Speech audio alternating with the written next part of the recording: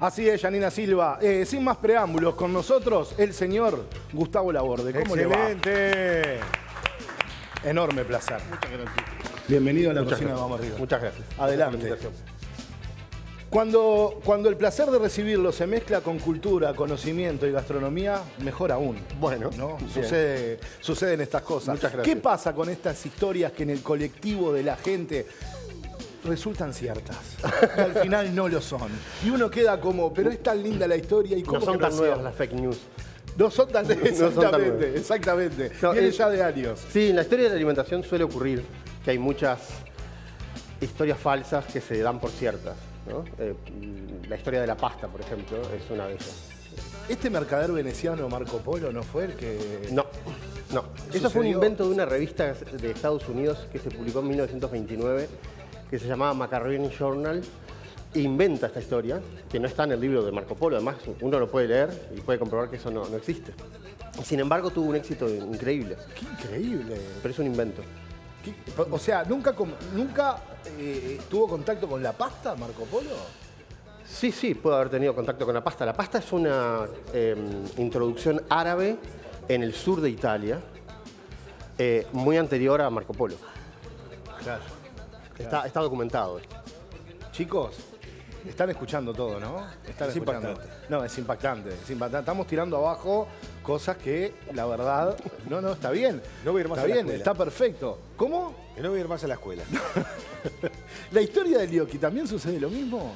¿Qué pasa con esta historia que el catolicismo se apropió de ella, No sé si el catolicismo se apropió de ella, ¿eh? pero se dice, ¿eh? Sí, se dice, se dice. si uno googlea, digamos, va a encontrar como la misma historia repetida de San Pantaleón, que hoy estabas contando que Difieren fechas. había ocurrido en el siglo VIII, pero Pantaleón vivió en el siglo III. Por supuesto. Es más, murió en el 305. Claro. Y las hagiografías, que son la vida de los santos, yo leí la geografía de San Pantaleón, tampoco se mencionan los ñoquis. Claro, sí.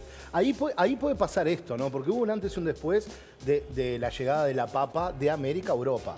Sí, la Eso- papa se empieza a consumir en el siglo XIX. En el siglo XIX. Y ya Parmentier, que hizo un tratado sobre la Sí. papa, porque hasta ese momento se pensaba que era venenosa Sí, también. claro, que- tóxica. Exacto, tóxica. Después hay un antes y un después de los ñoquis. Claro. ¿Y qué historia Gustavo Laborde avala de los ñoquis? ¿Esa de que faltaba mucho trigo y se mezcló la mucha papa que había? Bueno, la papa no estaba presente. La papa es americana, no estaba presente en el viejo continente, en Europa, ni mucho menos. Pantaleón es de Turquía. Ni comedia, claro, Claro, en exactamente. realidad pasa la historia por una prenda que tenemos nosotros dos, que son los pantalones. Exacto. De ahí viene el nombre. Nada que ver con los ñoquis. Pero yo entiendo que en la década de los 60, las fábricas de pasta del Río de la Plata, de Uruguay, Sí, de te Argentina, escuché en una entrevista que es- decir eso, Claro, sí. que es donde en realidad esta historia se cuenta, porque en Italia no existe esta historia. Yo estudié en Bolonia, y cuando Sí. se las conté, estudiaba con medievalistas, además me quedaban mirando y me decían, eso no existe.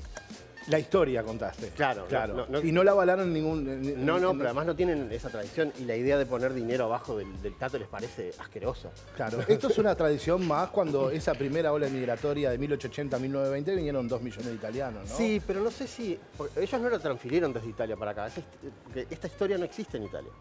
Esta para mí es una creación en el entorno de los 60, porque incluso en los recetarios anteriores a esa fecha, me acuerdo de un recetario de los 40 que día por día planteaba una comida. Nunca aparecen los ñoquis el día 29, ¿no? O sea, Claro, Yo claro. creo que es una invención de la década de los 60 De que las habrían fábricas de creado pasta. las fábricas de pasta, que además tenían mucha conexión, las fábricas de pasta entre Uruguay y Argentina. Claro, Porque esto se conoce en Uruguay, en Argentina, en alguna parte de Brasil, en alguna parte de Paraguay, Paraguay. por ahí, o sea, es el cono sur. Es una invención reciente. y esto vos lo asegurás así, que fue una invención de las fábricas de pasta. Bueno, no. O hay como una... No, esta es mi hipótesis. Ahí está, es tu hipótesis, lo que bien. sí se puede comprobar es que, bueno, la papa no existía para la época de Pantaleón. Por supuesto. Pantaleón no vive en el siglo VIII, sino en el siglo III. Exactamente. No aparece en su vida, que es la geografía, ¿no? Ninguna referencia a esto. O sea, que no hay evidencias que comprueben la historia. Ahora, Claro, no mi podemos hipótesis evidenciar. es que se creó en los 60, 70, que es cuando empieza a haber referencias de esto. Perfecto. No, tremendo. Perfecto. Tremendo, es tremendo esto. Estoy Es tremendo. frustrado, estoy frustrado Muy bueno. realmente. No, me encanta. Estoy frustrado. No, aparte, Gustavo estudió en la Universidad de la República y aparte tenés un doctorado hecho en España, ¿verdad? Sí. Entre tantas cosas, que estuve leyendo el libro y hojeando y me dan ganas de seguir leyendo continuamente porque es espectacular realmente. Es todo Bueno, muchas gracias. Y la cocina uruguaya, la cocina criolla, ¿cómo la definirías? Porque se dice que todos descendemos de los barcos, acá también hay una fusión. Es bastante relativo. Es cierto que buena parte descienden de los barcos, otra parte no desciende de los barcos, ¿no? Desciende de las canoas, por ejemplo. Claro. Y muchas cosas que nosotros percibimos como criollas en realidad son indígenas. Por ejemplo, el mate. El mate es una bebida de origen guaraní. Exactamente. Nosotros la asociamos siempre a la bebida del gaucho, pero eso es anterior. En realidad los gauchos son también nacidos de vientres indígenas. Entonces se criollizó para, digamos, se blanqueó una bebida que es de origen indígena y es nuestra principal bebida. Aunque se comercialice en estado sólido, es nuestra principal bebida. Qué bueno. Y qué la bueno. cocina Y criolla... en cuanto a cocina, La cocina criolla está muy asociada al gaucho, aunque hay cosas también que vienen de España, ¿no? Por ejemplo, los pucheros nosotros los consideramos también criollos. Qué rico. Y son también, o sea, el puchero como nosotros lo comemos, con papas, con zapallo, con choclos, con boniatos, eso en España no se comen esos pucheros. no. Hay mucha diversidad de pucheros, pero ninguno de ese tipo. Esos son los productos americanos. Nosotros los resolvemos a la manera americana. Exacto. El choclo, la papa, el boniato son productos americanos. Bien, hablando a propósito del puchero, porque también si empezamos a investigar toda la cocina española, también vemos una gran influencia árabe dentro de la cocina Por española. supuesto. 800 años, Y ¿no? estuvieron 8 siglos. Claro, exacto. Tiene que haber. Es más, creo que el garbanzo no se hubiera conocido en España si no lo hubieran Sí, introducido los árabes. Sí, los árabes introdujeron los garbanzos, todos los cítricos, la espinaca, el arroz, la caña de azúcar, la berenjena. Y más de 5.000 arabismos Renovaron, también, ¿no? sí, claro, renovaron toda la huerta europea, que en realidad la única planta europea autóctona de Europa es la col, ¿no? El repollo. Claro. Fueron los que además era una civilización en ese momento muy refinada. Entonces fue, bueno, las matemáticas, la música, El la álgebra, astronomía, claro. todo eso lo desarrollaron los árabes, ¿no? Qué espectacular, ¿eh? ¿Y qué otra historia le podemos contar a la gente como para decir, no, esto, por favor, no lo siga repitiendo porque...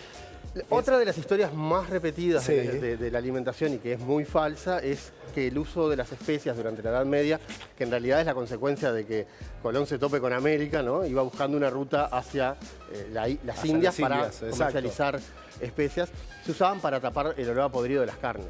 Eso también Ahora, es falso. ¿hasta dónde es falso eso, Gustavo? ¿Hasta dónde es falso? Bueno, Porque uno se podría imaginar, claro, Edad Media, segunda parte de la Edad Media, ¿no? Estamos hablando, la segunda Sí. parte de la Edad Media, previo al Renacimiento. Sí. Bien, uno podría imaginar, no había método de conservación. ¿Podían tener las carnes determinados aromas o descomponerse mucho más rápido? Y por ahí se veía la necesidad de agregar algún tipo de salsa para cubrir eso. bueno, dos cosas. A ver, Primero, lo que han descubierto los historiadores, sobre todo los medievalistas, que fueron los que iniciaron los estudios de la alimentación, porque los estudios de la alimentación son bastante recientes, ¿no? Porque Claro. antes no se consideraba un tema importante estudiar esto, cuando es un tema central, porque ahí está la economía, el comercio, la política, todo mezclado. Los medievalistas, cuando empezaron a estudiar, se encontraron que los edictos municipales, diríamos, de la época medieval, impedía que la carne se vendiera después de 3 días en invierno y después de un día de haber sido faenada en verano. Bien. Es decir, la carne se vendía bastante fresca. Ahí ya había un control. Ahí ya había un control. Bien. Después, las especias eran absolutamente costosas, ¿no? Se guardaban en unos cofres que tenían llaves. Eso llegaba solamente a los ricos, es decir, a la nobleza. La nobleza solamente comía carne de caza, no comía carne de animales domesticados, no comía burro, cabra, no comía vaca, no, comían solo carnes que ellos hubieran cazado. Y esas carnes eran absolutamente frescas, las habían cazado ellos. Entonces, no tiene sentido esto que se plantea. En realidad, las especias se usaban porque tenían propiedades medicinales que se le atribuían, así como nosotros le atribuimos propiedades medicinales a la yuyería, lo mismo pensaban... Y hasta ahora se sigue diciendo de la cúrcuma, de, Sí, por supuesto, que la tienen. De la canela, que la tienen, que la tienen, exactamente. por supuesto. Pero básicamente era por prescripción médica que se usaba. No, Mirá qué bueno, mirá qué bien. no. No, muy bien, me El doctor encanta. me mandó pimentón. No, bueno, Fede, eso puede suceder. Perfecto, Gustavo, me encanta como incursionar y explorar todo esto, porque en realidad esto surge, y hemos dicho en esta cocina también, porque hemos citado un libro que se llama Notas de cocina de Leonardo da Vinci. Sí, claro. Que tal vez sea el libro más controvertido en ese tema, ¿no? Porque después salió ese libro y todo el mundo, que no está mal tampoco adjudicarle algo al genio universal como fue Leonardo da Vinci, ¿no? Nada podía indicar de que no hubiera sucedido así. Porque él era un genio en todas las ramas de las artes claro. y podría hacerlo perfectamente en la cocina. Sí, pero sí, era después se encargó la historia de contar de que esto no era así, no era cierto. Bueno, se le atribuyen algunas invenciones, por ejemplo la servilleta. La servilleta y el tenedor No, el tenedor es una introducción... o Catalina de Medici. Claro, es una introducción que hace... Bueno, Catalina de Medici lo que hace es difundirlo, digamos. Bien. Pero el tenedor no se usaba en Europa y no se usó hasta el siglo XVIII, incluso el siglo XIX también, pero hasta el siglo XVIII no estaba generalizado.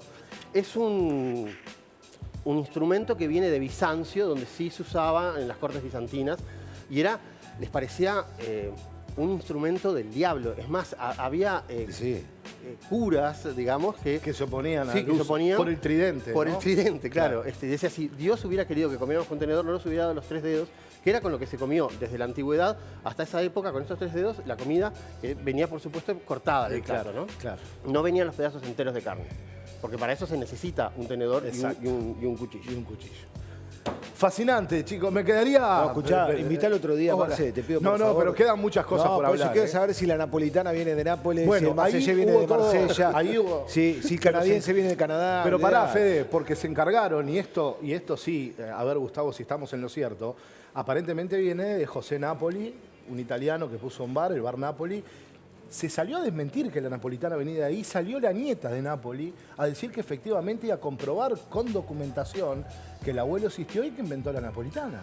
Sí, pero lo que pasa es que son como dos tradiciones culinarias muy diferentes. La milanesa, que es del norte, con la napolitana, que es del sur. Lo que pasa es que lo toma por el nombre del creador. Exacto. Pero a un italiano decirle milanesa a la napolitana se le hace un esguince mental. Claro, porque aparte lo de la milanesa en realidad es porque viene de Milán. Porque esa que se discute que viene de Austria. El Imperio Austrohúngaro, claro. Exactamente, porque eran algunos escalopes saltados en manteca y empanados. Yo en el lugar donde comí la milanesa más parecida a la nuestra es en Alemania. Sí. ¿No? Y yo la comí en el Véneto, en la zona del Véneto, Claro.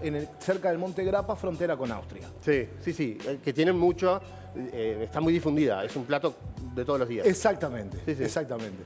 Chicos, ¿puedo pedir un fuerte aplauso? Porque la verdad, hacía tiempo que no disfrutaba tanto una cocina como esta. Aparte, la invitación queda hecha para otra oportunidad, ¿verdad, Marcelito Garmendia? Para hablar muchísimo más de todo este tema que en realidad nos gusta a todos y es bueno saber la verdad de la milanesa. Así que gracias. Muchas gracias por la invitación. Por favor, a vos, Gustavo. Muchísimas Bueno, gracias. Gustavo Laborde pasó por la cocina de Vamos Arriba y tiró abajo un montón de cosas que hasta hoy creíamos ciertas. ¿No es así, Federico No, Paz? olvídate. Además...